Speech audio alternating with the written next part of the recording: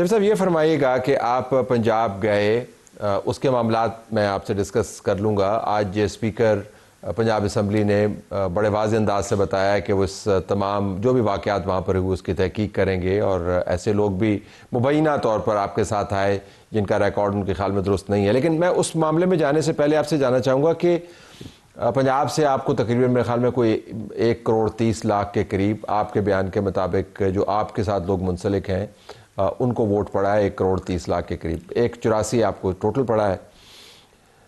تو لوگ کیوں نہیں آئے؟ آپ کا چیف منسٹر آیا، آپ نے اتنی اس کی تشہیر کی، آپ نے اسٹریٹ ایجیٹیشن، تو لوگ کیوں نہیں آئے آپ کے خیال میں اس تعداد میں جس تعداد میں آپ کو وہاں سے ووٹ پڑے؟ طلعت صاحب، سب سے پہلے آپ کا شکریہ۔ جس مقاصد کے لیے ہم پنجاب گئے تھے وہ ہم نے حاصل کر لیے ہیں، بلکہ اس سے بڑھ کے ہم نے حاصل کر لیا ہے۔ جس طریقے سے تحریک انصاف کی پولیٹیکل سپیس کم کی گئی، ہم نے 72 گھنٹوں میں وہ سب تہس نہس کر دیا۔ جو محترمہ یہ کہتی ہے یا محترم جو کہتے ہیں کہ لوگ نہیں آئے، تو ان سے یہ سوال آپ بھی پوچھے اور میں بھی یہ سوال آپ کے پاس چھوڑ کے جا رہا ہوں کہ کرفیو کیوں لگانی پڑی آپ کو؟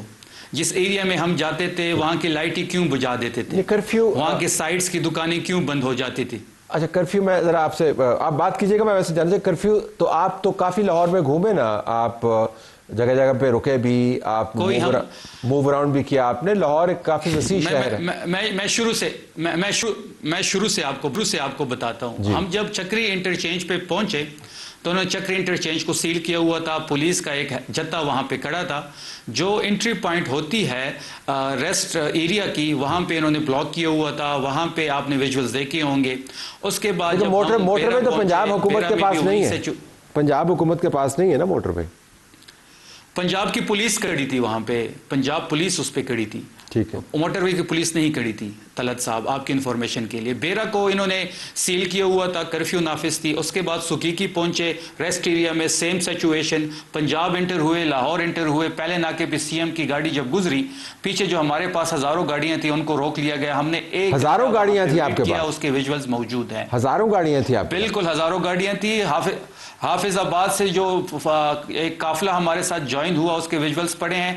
انہوں نے تمام انٹرچینج سے اس کو بند کیا ہوا تھا تاکہ کوئی جان صاحب I hope you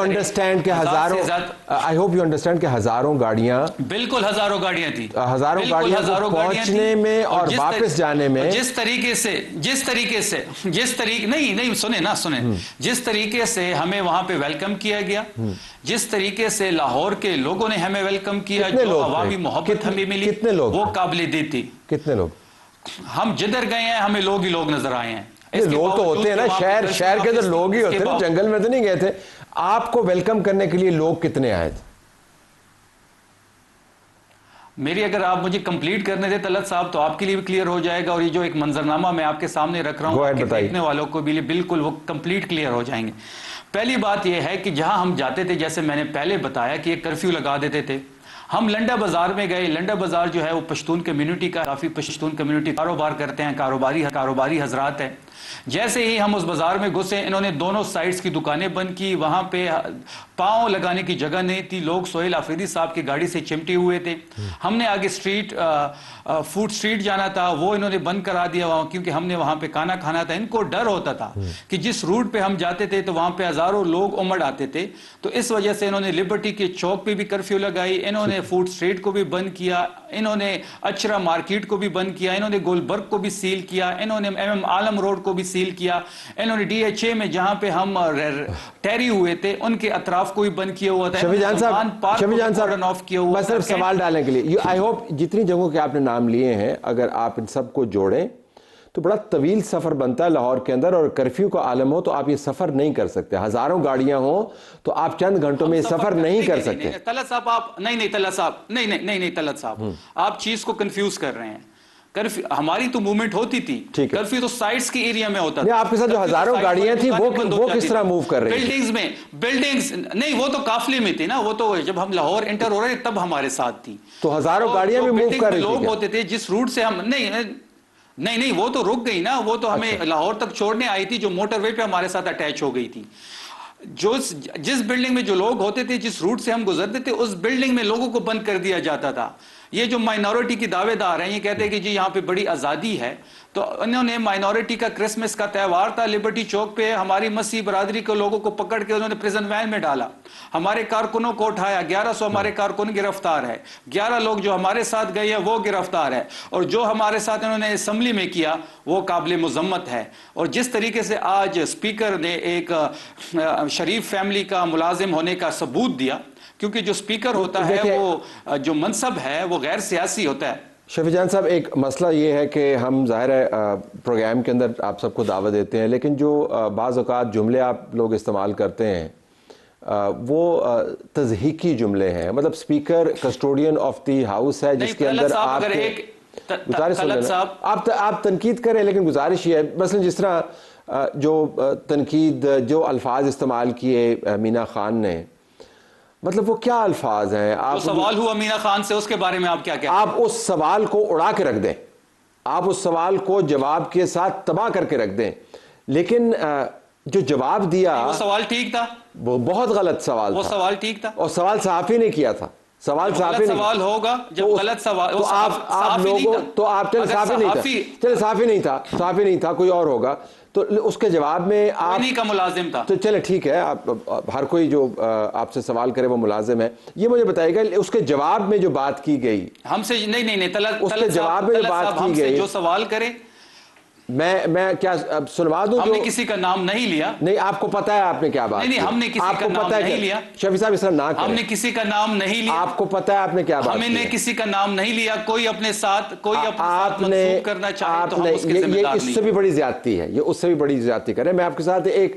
genuine dialogue کرنا چاہ رہا ہوں تاکہ جہاں پر جو غلطی ہوئی ہے اس کو آپ انگیج کریں اور اس کو پھر ایڈریس کریں گے جی کہ ہمیں یہ نہیں، اگر آپ ڈیفینڈ کریں گے تو طلعت صاحب ہمارے ساتھ کرنا چاہتے ہیں جی، مجھے 2 منٹ دیں، اگر آپ جنون ڈائلاگ ہمارے ساتھ کرنا چاہتے ہیں تو جو صحافی نے سوال کیا وہ کرنے والا سوال، میں نے کہہ دیا نا، پنجاب کی راہداریوں میں صحافیوں کو اجازت نہیں ہوتے۔ نہیں میں آ رہا ہوں، پنجاب کی اسمبلی میں میں میری سن لیں بڑے سیریس نوٹ پہ، جو پنجاب کی راہداریوں میں ہمارے ساتھ ہوا، آپ کو پتا ہوگا، آپ جرنلسٹ ہیں، ویل نون جرنلسٹ ہیں، پاکستان کا نام ہے، آپ کسی بھی اپنی کولیگ سے پتہ کر لیں کیا پنجاب کی راہداریوں میں صحافیوں کی اجازت ہوتی ہے؟ جس احاطے میں یہ سارا سین ہوا وہاں پہ صحافی جا ہی نہیں سکتے، یہ عظما بخاری کے پلانٹڈ کردہ لوگ تھے، ان کو ان راہداریوں میں انٹری دی گئی، اس کا جو جواب آیا تو آپ مکمل طور پر مطمئن ہے کہ جواب وہی بنتا تھا؟